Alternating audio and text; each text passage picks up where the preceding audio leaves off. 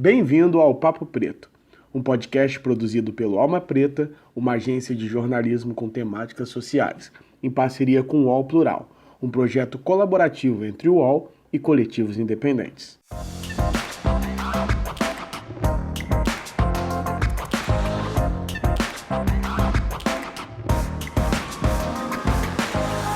Salve, salve galera! Nós estamos aqui com mais um podcast Papo Preto e hoje nós vamos conversar sobre memórias e cidades e como o racismo afeta o apagamento da história negra.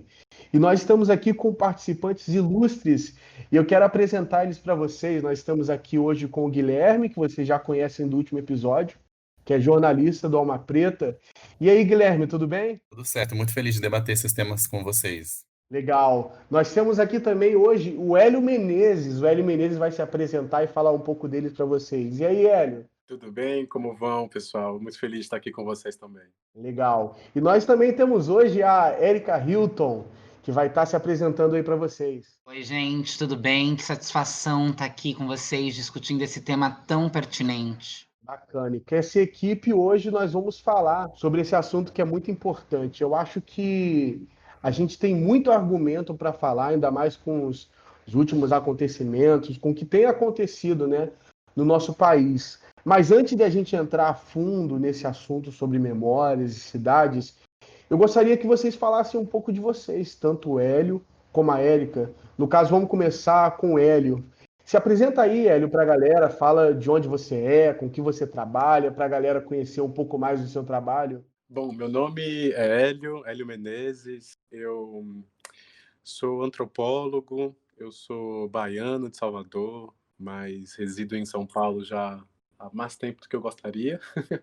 E hoje trabalho como curador de arte contemporânea do Centro Cultural São Paulo. É a minha atuação no serviço público que tem, de alguma maneira, transformado muito o meu olhar, a minha atuação curatorial e, portanto, atuação também na cidade. Por isso que eu me sinto muito empolgado em estar aqui hoje com a Érica, com o Guilherme, com o Iago, para conversarmos um pouco sobre esses temas. E você, Érica, você é de onde? Você trabalha com o quê? Fala um pouco de você para a gente. Bom, minha trajetória é bastante migrante. Eu nasci em Francisco Morato, depois fui para Itu, depois fui fazer graduação em São Carlos, fiz gerontologia na Federal de São Carlos, e aí entrei no mandato coletivo da bancada ativista em 2018 e agora moro em São Paulo. Mas eu me sinto mesmo pertencente a Itu, é onde eu passei a maior parte da minha essência e da vida adulta, né? Dentre os processos todos corriqueiros de uma mulher trans, eu sou uma mulher trans, negra, que fui para a rua, vivenciei a prostituição, então discutir um pouco a cidade, discutir as perspectivas racistas da cidade, são coisas que me motivam bastante por ter experimentado na pele o que é ser um corpo negro, um corpo travesti na cidade. E atualmente eu estou como codeputada no mandato coletivo estadual da bancada ativista, mas logo estou saindo para ser pré-candidata a vereadora, e estamos aí pensando novas formas de existência, de sobrevivência, e construindo novos futuros possíveis para nós. Eu acho que, em suma, é isso. Antes de tudo, eu queria dizer novamente, né, que é um prazer enorme receber vocês aqui. Nós do Almas ficamos muito felizes de ter esse espaço de fala, de poder discutir junto com vocês esse assunto que é tão importante. E eu vou passar a bola para o Gui, a gente vai começar a nossa primeira pergunta, e eu vou deixar que ele fale um pouco com vocês, e eu estou aqui para dar um comentário. Vamos lá, Gui. Queria primeiro dizer da minha felicidade de estar com a Érica e o Hélio nesse debate. Acompanhei de perto essa discussão sobre como a gente registra as nossas memórias na cidade.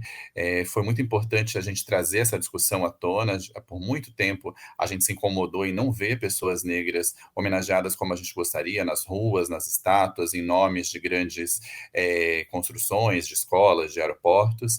E acompanhei de perto o que vocês escreveram, como vocês se posicionaram, Hélio e Érica, e queria saber como que vocês veem o racismo se manifestando nas nossas cidades, nos monumentos, nas ruas e nas pessoas que são homenageadas. Como que houve esse apagamento histórico de pessoas negras e por que pessoas que a gente não gostaria, né, que estivessem homenageadas estão hoje nessa categoria de heróis ou de homenageados nas nossas cidades? Perfeito, Gui. Eu também quero dizer que é uma alegria imensa, uma honra estar aqui com você, com o Iago, com o Hélio, que é um querido. A gente fez um trabalho juntos recentemente, inclusive para falar sobre esse tema que foi protocolado na Assembleia por mim, 2 projetos de leis que vão nesse sentido de tentar minimizar e apagar esse lastro racista que dominou as nossas cidades, né? Nós temos aí nomes de avenidas, rodovias, praças, que carregam em si a memória e a construção de uma destruição, de um genocídio, de uma chacina, de uma tragédia contra as populações negras, e esses assassinos foram colocados como heróis, exaltados, homenageados, né? O conceito de homenagem e o conceito de herói, o conceito de alguém que merece prestígio, não tem nada a ver com quando nós vamos buscar a história desses que estão aí colocados como sendo exaltados. Eu apresentei 2 projetos na Assembleia Legislativa, vou até aproveitar para pegar o número deles aqui, que foi o projeto 422/20 e o projeto 423/20 também, que pede a substituição da rodovia Anhanguera por rodovia Luiz Gama e também a retirada do monumento à Anhanguera, ali na frente do MASP, no Trianon, que é pela substituição de um busto, de uma obra de arte do próprio Luiz Gama. Porque eu compreendo, na matéria do PL, eu também digo isso, que é inadmissível que nós, em momentos onde as pautas raciais, o movimento negro tem denunciado o genocídio da sua população, nós temos visto aí mais de 60 dias de protestos mundo afora pelos Black Lives Matter, que nós ainda tenhamos que nos deparar com monumentos como a Anhanguera, que foi um bandeirante genocida, ou até mesmo na frente da Assembleia Legislativa, aquele monumento gigante em frente ao Palácio 9 de Julho, que manifesta, enraiza, mantém viva uma ideia de que os nossos heróis, e aí no caso eu falo especificamente de Luiz Gama, mas nós poderíamos falar de tantos outros e tantas outras, porque nós também precisamos resgatar a memória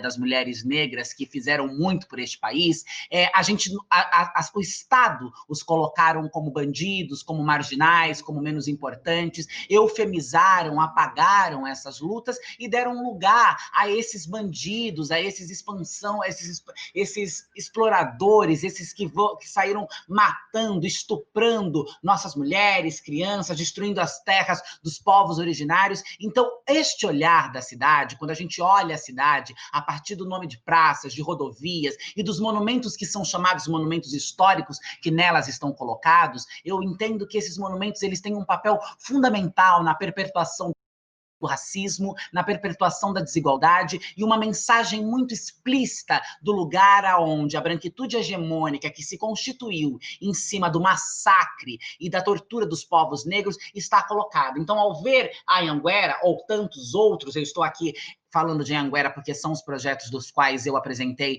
protocolei na Assembleia Legislativa, mas se a gente pegar a cidade de São Paulo ou outras cidades, nós vamos ver que existem vários genocidas, vários escravocratas, várias gente do mal, podre, que não merecia jamais estar colocada em lugar de destaque ou jamais ser representada como herói ou em homenagem, porque eles não são herói, eles não fizeram nada por este país. Quem fez por este país teve a sua história, a sua luta e a sua contribuição apagada.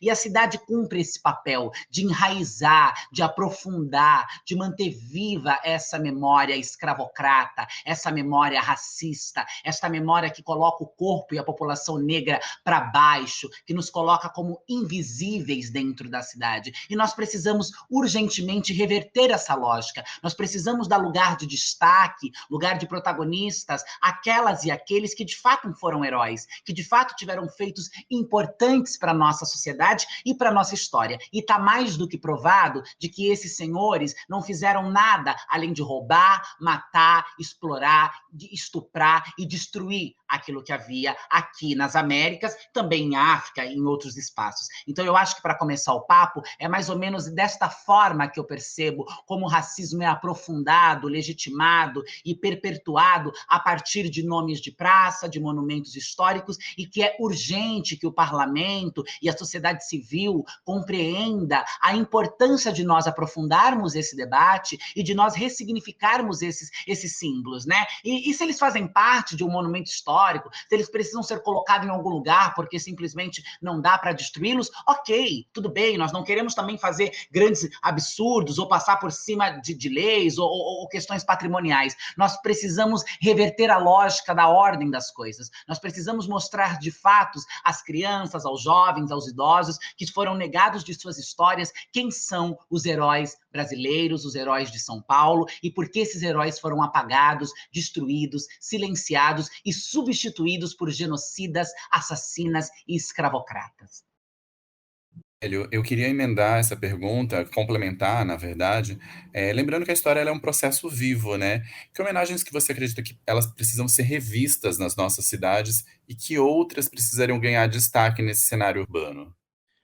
Guilherme, antes de entrar especificamente nessa questão que você traz, eu queria só adicionar 2 dedinhos de prosa à fala, da Érica, porque ela traz um ponto muito importante, né, quando ela diz: "Hoje já sabemos que esses sujeitos que estão homenageados foram, em realidade, assassinos, foram escravistas, foram pessoas do mal que fizeram uma série de barbaridades, né, em nosso país". Esse é um ponto muito importante, porque com o acúmulo de pesquisas históricas, com o acúmulo de investigações analíticas, sociológicas, antropológicas, o que hoje sabemos é que esses ditos heróis que estão ocupando o espaço público, e quando eu digo ocupando o espaço público, é não só fisicamente, mas também simbolicamente, né? Eles atravessam a nossa visão, eles ocupam o espaço da paisagem da cidade, né?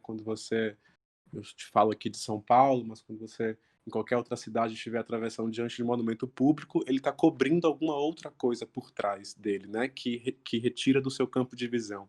Mas ele também está cobrindo outras coisas que não são necessariamente visíveis, mas do campo do simbólico.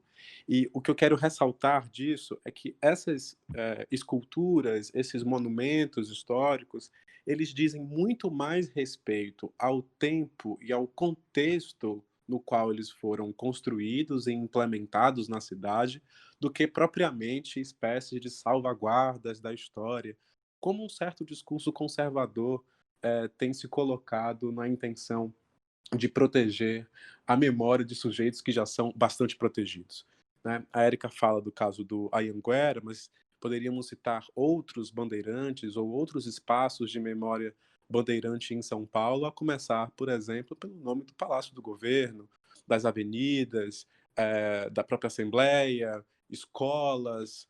Bom, o que não falta é memória bandeirante em São Paulo para celebrar esses sujeitos.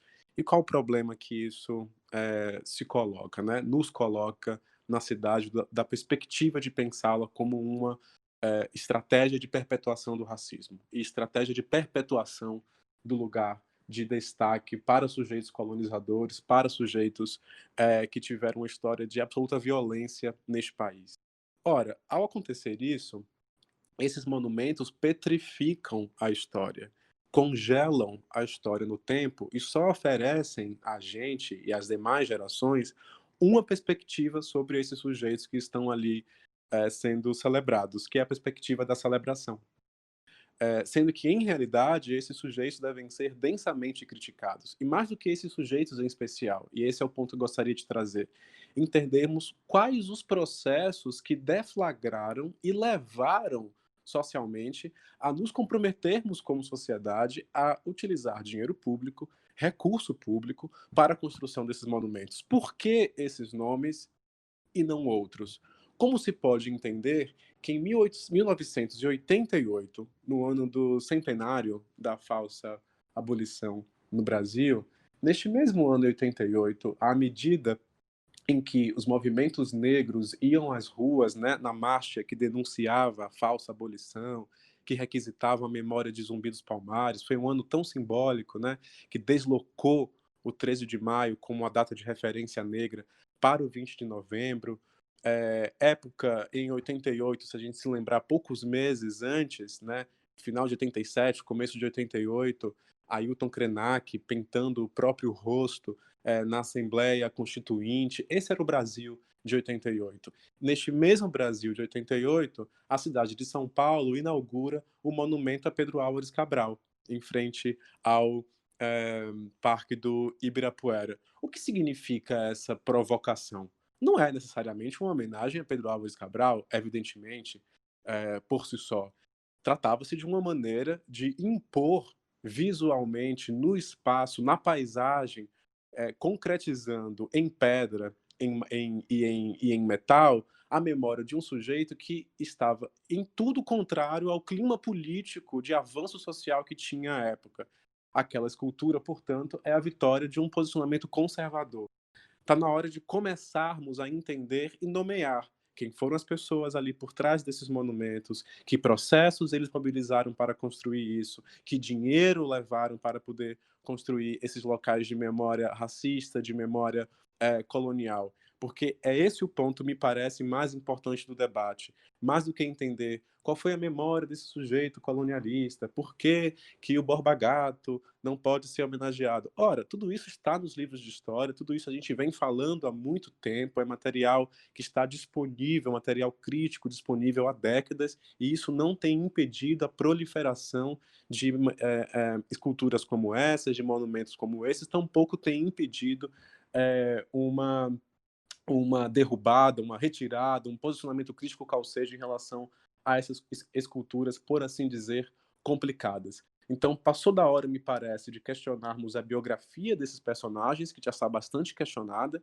e questionarmos quem são os sujeitos por trás dos processos sociais que possibilitam essa construção. Aí, quem sabe, começaremos a ver quem são os verdadeiros responsáveis pela manutenção dessa lógica excludente, racista, que homenageia e celebra personagens absolutamente marginais em nossa história. E quando eu falo marginais, é no duplo sentido do termo. E com este processo apaga, joga sombra sobre personagens absolutamente fundamentais para a construção, seja da cidade de São Paulo, seja do Brasil mais amplamente.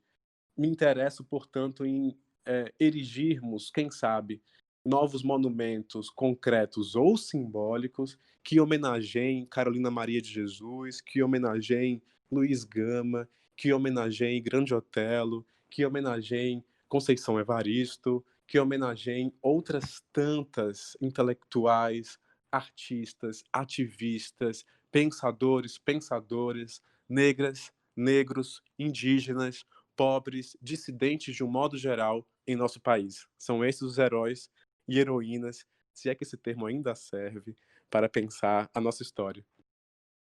Eu queria trazer mais uma complexidade para esse debate, que é uma coisa interessante para quem está ouvindo a gente, é que se eu gritar bicha, pelo menos 3 de nós vai levantar a mão aqui, vai falar sim com orgulho, e aí eu vou trazer essa discussão também, assim, por que a gente não tem personagens gays, trans homenageados? A gente tem uma cidade que celebra a parada LGBT, que ganha muito dinheiro com isso. A gente tem alguns espaços identificados como espaços da comunidade gay, como é o caso do Largo do Arocho, por exemplo. A gente não tem nenhuma pessoa trans ou nenhuma pessoa de referência para a comunidade LGBT também homenageada, né?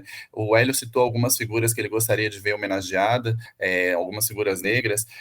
Tem algumas figuras LGBT que vocês gostariam de ver homenageadas na nossa cidade?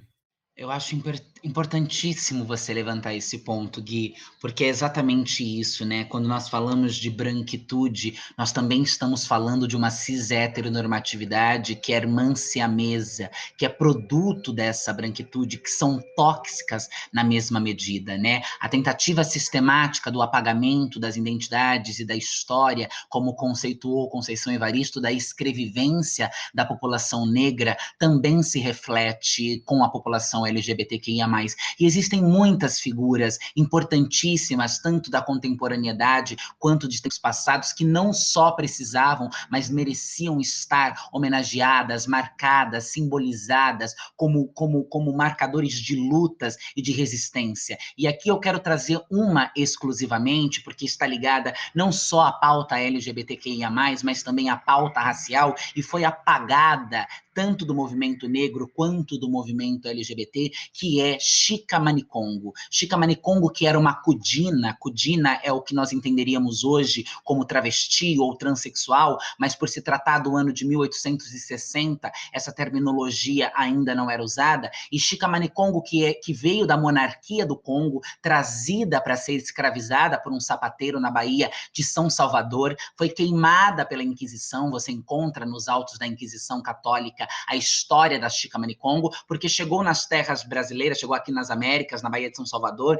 e quiseram batizá-la com um nome masculino e fazê-la se vestir com aquilo que nós entendemos como vestes masculina. E Chica Maniconga, naquela época, onde não se discutia gênero, sexualidade, já era um símbolo de luta e de resistência negra e LGBT importantíssima, e foi queimada viva pela Inquisição, acusada de se vestir com vestes de feiticeira africana. O crime do qual ela foi acusada de sodomia. Então, a figura de Chica Manicongo, ela resgata para nós, mulheres trans e travestis negras, e não só para nós, travestis transexuais, mas eu acho que para toda a comunidade LGBT, porque todo mundo se beneficia, todo mundo amplia os seus horizontes e todo mundo enraiza a sua luta a partir da resistência histórica de Chica Manicongo, que foi durante anos apagada e até hoje é profundamente esquecida, só é citada entre nós, uma pequena bolha que se debruçou a procurar, a pesquisar, a ler mais sobre essa história, sobre essa mulher tão importante para nós, e nós não precisaríamos muito tê-la, se não em São Paulo, na própria Bahia, enfim, em qualquer lugar, a imagem de uma mulher cudina, travesti, no ano onde sequer podia debater isso, no ano onde sequer a população negra era livre, nós vivíamos escravizados. Chica Manicongo fez um grande afronte ao seu senhor e a toda uma sociedade, que foi dizer: nós não nos curvaremos às imposições católicas, nós não nos encurvaremos à imposição branca, cis heteronormativa, e se manteve ali vestida com aquilo que ela com certeza usava no Congo, e se sentia mulher, se sentia viva. E talvez, né, quando nós vamos nos debruçar na literatura sobre Chica Manicongo, a gente tem que lembrar sempre que nós temos aí um grande apagamento da nossa história. O epistemicídio é um problema imenso para que nós possamos reconstruir a história da população negra, e principalmente a população negra LGBTQIA+, porque este é um papo entre nós, pessoas negras, mas durante muito tempo o movimento negro esqueceu que negros e negras LGBTQIA+, também construíam este movimento e deixaram para trás, colocaram como menos importante a história de mulheres e homens trans, mulheres e homens LGBTQIA+, que foram fundamentais para a nossa história. Então eu penso muito, sonho muito e trabalho diariamente com pesquisadores, com pessoas que produziram e buscaram a história de Chica Manicongo, que nós possamos um dia ver esta cudina representada, colocada em um lugar de destaque e a sua memória preservada, porque talvez assim nós consigamos romper com esses horrores todos que assolam a comunidade transvestigênero e negra. Eu tenho pensado muito sobre essa questão de, uma vez que os monumentos são retirados do espaço, quem se lhe substitui. E penso não apenas na substituição física dos monumentos, mas na substituição de todo o aparato discursivo, narrativo, que tem possibilitado a construção destes monumentos que agora queremos retirar, questionar, ressignificar no espaço. Acho que as saídas são diversas e deverão ser implementadas caso a caso. Quando eu digo isso do regime discursivo, é porque justamente esses sujeitos que são escolhidos para serem homenageados não aparecem à toa, não brotam à toa, não são um consenso sequer entre nossos historiadores, sociólogos, sociólogas, antropólogas e antropólogos. Então, como esses sujeitos chegam lá? Ora, e aí fica muito evidente observarmos aquele conceito fundamental da Cida Bento, que é entender o pacto narcísico da branquitude também na elaboração e na seleção de quais sujeitos merecem a homenagem em forma de escultura, em forma de monumento, nos nossos espaços públicos e também nos nossos espaços privados, né? Se pensarmos que, por exemplo, em algumas repartições semipúblicas ou em alguns espaços privados, mas com visualização para o espaço público também está ocupando, né, a paisagem das cidades. Ora, quando eu insisto muito nesse tema de irmos para atrás dos monumentos, entender quem está por trás deles, seja na elaboração, seja na criação de livros, de teses, de pensamentos que vêm corroborando esse lugar, né? Quem são os pensadores? Quem são os historiadores, os antropólogos que têm contribuído para uma visão equivocada como essa? E quando paramos para estudar quem são esses sujeitos, seja no plano político-econômico que possibilitaram a construção e possibilitam a construção desses monumentos, seja no plano simbólico, discursivo, de preparação de um terreno intelectual para a celebração, entre muitas aspas, desses assassinos em nosso espaço público, e são, em sua grandíssima maioria, para não dizer totalidade, homens brancos de meia-idade, homens brancos de meia-idade com comportamento ou identidade pública heterossexual, ainda que as suas práticas privadas definitivamente não me interessem. Então, quando pensamos nesses sujeitos, que são sujeitos de poder, que têm definido quais personagens ocupam a nossa história, ocupam os nossos espaços de história e de memória nas cidades, é óbvio que não vamos encontrar figuras como Chica Manicongo, agora que a Érica comentou, não vamos encontrar figuras como Madame Satã, ou, se você me pergunta quem eu realmente gostaria de ver projetada no espaço, e eu sou particularmente favorável à ideia de que alguns monumentos devem ser retirados e não substituídos necessariamente, mas se pensássemos na construção de um novo monumento, ou mesmo da substituição de algum desses bem que a gente não gosta e que deveriam, de fato, sair da paisagem de violência que eles contribuem para as cenas de nossas cidades, eu gostaria de ver estampada, bem grande, com o seu sorriso que lhe era característico, a figura de Mãe Stella de Oxóssi. Trata-se de uma mulher negra fundamental na manutenção, na reinvenção das resistências negras no Brasil, a partir do campo religioso, mas não só. Mãe Stella de Oxóssi, que recentemente nos deixou, foi também uma literata, participou, foi membro da Academia Baiana de Letras, a primeira ialorixá de nossa história a entrar numa academia de letras, respeitosa, como era ela, como eram os seus escritos, como foi a sua atuação na vida pública, na vida do terreiro de que era líder. A biografia de Mãe Stella, essa sacerdotisa absolutamente fundamental para pensar o Brasil e as relações do país no eixo afroatlântico como um todo. Ela foi uma verdadeira embaixadora do Brasil em uma série de países africanos e da diáspora, que viam nela uma figura de resistência, e a sua vivência LGBT muitas vezes é apagada, sobretudo pelo pensamento branco, quando se dedica a pensá-la, mas também, por vezes, entre o próprio pensamento negro religioso, que trata de escamotear a sua vida privada como uma pessoa LGBT, por vezes o próprio ativismo negro que apaga ou deixa de lado ou minimiza, por vezes, a dimensão LGBT como constitutiva da luta. Eu acho que essa não é uma questão secundária, eu acho que essa não é uma questão complementar a uma dada questão que seria mais estruturante. Penso que, como repisando aqui o que a Érica brilhantemente trouxe, a transfobia e a LGBTfobia são faces do racismo, assim como o racismo é face da LGBTfobia, da transfobia, porque estamos falando em marcadores sociais da diferença que se apresentam de modo interseccionado, né? Quando olham para mim, não me veem apenas como uma bicha, mas como uma bicha preta. Como olham para a Érica, não veem apenas como uma mulher preta, mas como uma mulher preta trans. E assim vamos.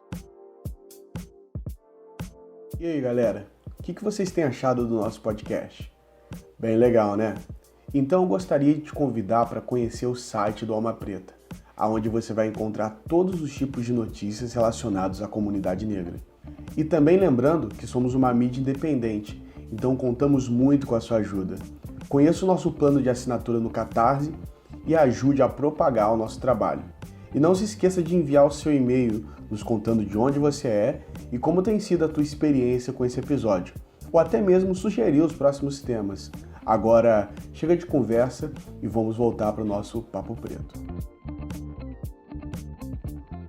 Muito bem, galera, estamos de volta. Espero que vocês estejam gostando do episódio. Eu, particularmente, estou gostando muito.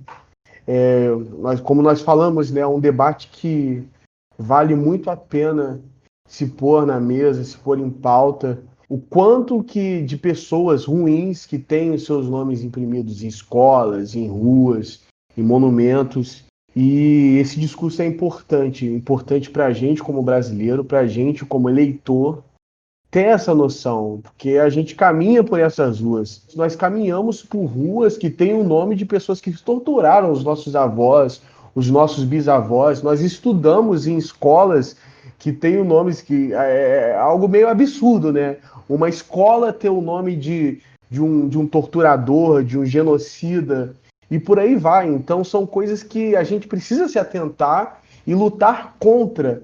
E aqui a gente está apresentando para você. Eu queria também fazer, não uma pergunta, mas um resumo de como a gente, tanto para a Érica como para o Hélio, o que vocês acham que a gente tem que fazer para lutar contra isso? Porque a população em massa, muitas pessoas, eu acredito, que não sabem, pisam e não sabem, ou caiu em descrédito, caiu em esquecimento. Essa questão. E a gente precisa lutar contra isso. O que vocês acham que deve ser feito para que a gente venha mudar esse quadro? Bom, eu acredito que existam várias respostas para essa pergunta, né? Nós estamos também, enquanto população negra, enquanto população LGBT, enquanto populações dissidentes em um modo geral, tentando construir as respostas para essa contranarrativa que nós estamos construindo. Mas eu acho que um importante passo é que a gente se comprometa de fato com a valorização da produção artística, intelectual, política da população negra e LGBTQIA+. Nós só vamos conseguir superar estas heranças malditas do racismo, da LGBTfobia, do patriarcado e do machismo, quando toda a sociedade, e não só a população negra ou as populações dissidentes, entenderem que é urgente um comprometimento, uma participação ativa, real, com projetos que visam radicalizar o antirracismo, a anti-LGBTfobia, radicalizar a democracia, porque quando nós falamos no combate ao racismo e a destruição de monumentos como esses, a gente está falando exatamente da construção de um novo projeto de humanidade, de repensarmos os nossos marcos civilizatórios, de revertermos a lógica que é tão completamente deturpada das coisas. É aquele provérbio, né, africano que diz que até que os leões escrevam suas próprias histórias, os caçadores serão heróis. Eu acho que um dos passos fundamentais, entre tantas saídas possíveis para a gente reverter esse quadro, é que a gente passe a permitir que os leões escrevam as suas histórias, é que a gente protagonize aquelas e aqueles que tiveram grandes feitos e ainda têm na nossa sociedade. Bom, eu queria comentar especificamente o caso dos monumentos e pensando alternativas, né, de combater ou de como lidar com essas pedras literalmente no meio dos nossos caminhos, né? Porque eu realmente acho que essa discussão dos espaços de memória na cidade é uma discussão que no Brasil tem terreno há muito tempo, né? Discussão antiga, e que agora ganhou força nova, novo sopro, com as repercussões internacionais que têm também questionado esses locais de memória racista, de memória colonialista, de imposição de nomes, de personagens, de eventos históricos complicados, para usar um termo rápido, ocupando o nosso espaço de visão, nosso espaço de memória nas cidades. E em relação a isso, eu acho que as saídas já vêm sendo dadas e mais valeria prestar atenção no que, como a Érica agora há pouco trouxe, na variedade de formas de combate ao racismo que também tem acontecido no campo mais propriamente do debate urbanístico, do debate no campo das artes, da história e da memória. Eu penso que, em alguns casos desses monumentos, se trata mesmo de retirá-los. São violentos, são opressores, reencenam traumas cotidianos, aprendem ou fazem-nos aprender certas histórias em detrimento de outras. Eles atrapalham o bom entendimento de nossa história, que é dinâmica, que é fluida e está todo o tempo se revendo. Eles congelam a nossa percepção de país num certo tempo e não permite avançar o estudo crítico, o estudo assertivo. Alguns deles têm mesmo que ir embora. Eu penso que outros, talvez, a própria remoção ou a própria destruição implicaria em mais dispêndio de dinheiro público, em grande dispêndio de dinheiro público. Penso no caso do Monumento às Bandeiras, por exemplo, um projeto urbanístico daquela magnitude, cuja retirada certamente custaria aos cofres públicos uma cifra que eu particularmente não gostaria de ver perdida neste caso. Mas penso que, num caso como o Monumento às Bandeiras, há algumas alternativas de tornar o questionamento frequente sobre ele, torná-lo um lugar de crítica frequente.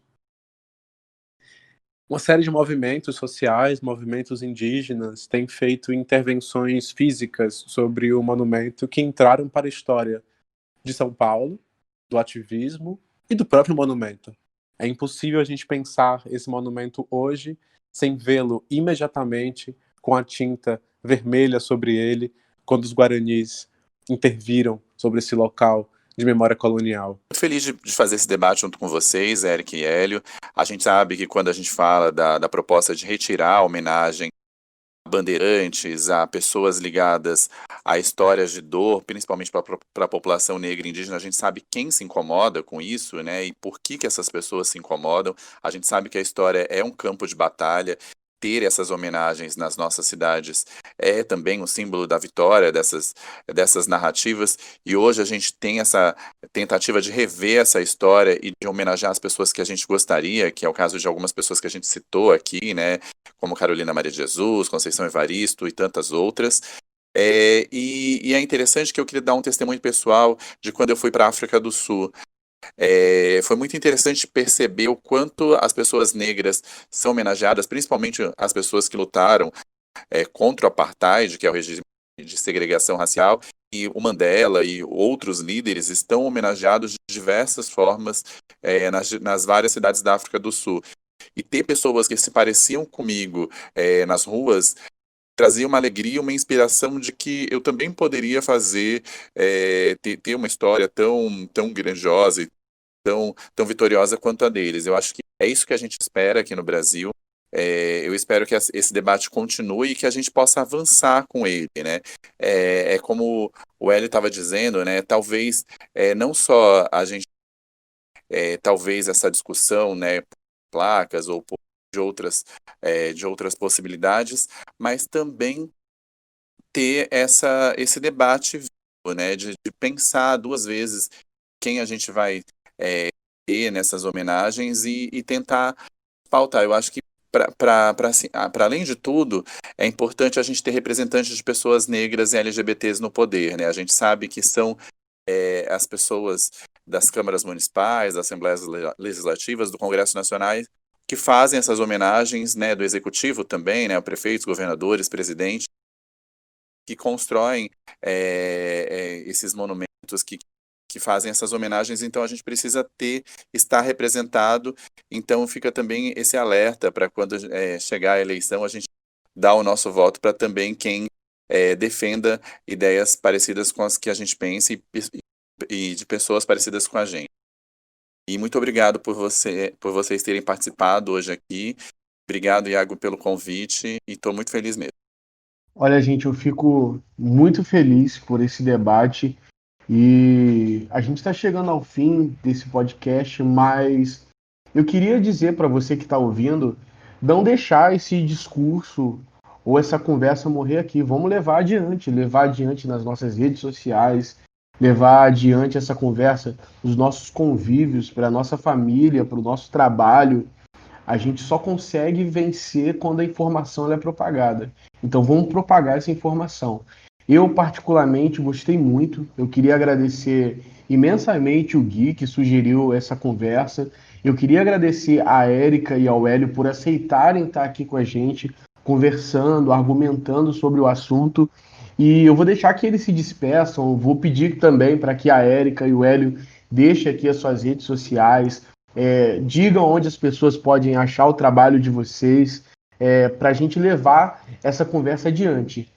Eu que agradeço, Iago e Gui, o convite, a oportunidade do espaço para que a gente pudesse discutir, ainda que brevemente, esse tema que nunca que sempre, na verdade, é pertinente, urgente, necessário, e que cada vez que passa a gente percebe a importância de aprofundá-lo e dizer que é uma alegria, uma satisfação estar ao lado do Hélio, que é uma pessoa queridíssima, que eu gosto muitíssimo, o Gui também. Iago, a gente não se conhece pessoalmente, mas espero que essa pandemia passe logo para esse encontro acontecer, a gente tomar bons drinks e celebrar a nossa vida, porque a despeito de todo esse ódio, de todas essas opressões, nós estamos vivas, nós estamos produtivas, propositivas e celebrativas, porque a nossa luta, os nossos passos vêm de longe e eles irão para muito mais longe ainda. Agradeço super o espaço. Nas redes sociais, no Instagram eu tô Hilton_Érica, no Twitter eu tô Érica K Hilton, e no Facebook, Érica Hilton mesmo, Érica com K, Hilton com HN. Espero que a gente possa continuar construindo. A gente está entrando agora no processo de pré-campanha, estou pré-candidata a vereadora por São Paulo, e acho que isso que o Gui traz é muito importante. Nós precisamos nos comprometer com projetos políticos que, de fato, tenham na sua essência, nos seus pilares, o combate à desigualdade, ao racismo, à LGBTfobia e o comprometimento com uma cidade diversa, plural e que atenda e chegue em todos os pontos. Agradeço muito esse espaço, estou muito feliz, espero que essa conversa chegue em vários lugares, que as referências que eu e o Hélio trouxeram, que as pessoas possam buscar, possam ampliar, porque a partir de consumir literatura, a partir de consumir arte, produtos da população negra, a gente começa a entender como esse mundo está tudo errado, falido e precisa ser mudado imediatamente. Muito obrigado, Hélio, querido, um prazer sempre estar com você, Gui também, Iago também, super beijo a todo mundo que ouviu e espero que a gente possa bater outros papos em uma outra oportunidade. Beijo. Érica, querida, muitíssimo obrigado por iluminar essa conversa. É um prazer sempre estar contigo. Hoje, especialmente, foi demais te ouvir, aprendi muito, tomei muita nota aqui no meu caderninho. Obrigado, tá, por dividir conosco tanta lucidez, tanta capacidade de análise crítica, de tradução de ideias que podem ser complicadas para uma linguagem tão acessível, sem perder a fundura da coisa. Então, é sempre bom te ouvir, eu te agradeço muito. Pessoal do Papo Preto, do Alma Preta, muito obrigado, Gui, Guilherme, muito obrigado, Iago, pelo convite, pela conversa, pelas perguntas instigantes que vocês nos colocaram. Eu tô no Instagram com helio.menezes. Agradeço imensamente a todo mundo que ouviu até aqui. Nós que agradecemos. Olha, eu agradeço a todos vocês em nome do Alma Preta, em nome do Papo Preto.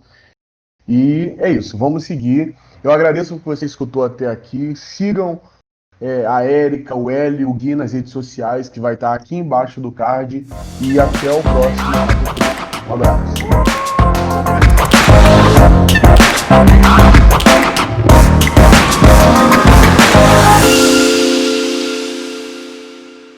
Você ouviu o Papo Preto, um podcast produzido pelo Alma Preta em parceria com o UOL Plural, um projeto colaborativo entre o UOL e coletivos independentes.